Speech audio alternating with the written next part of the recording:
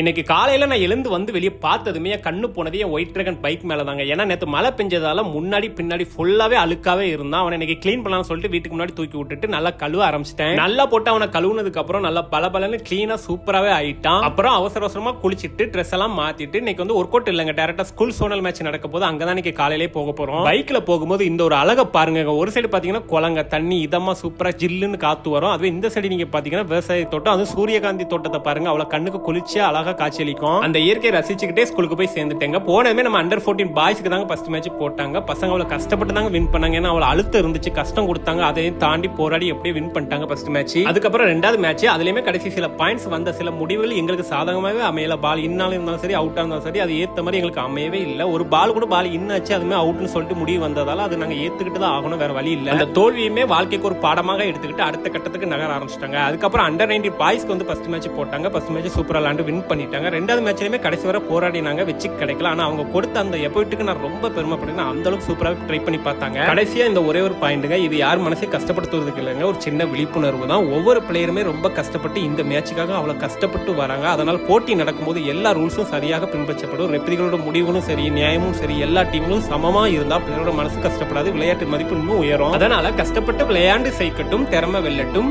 Thank you.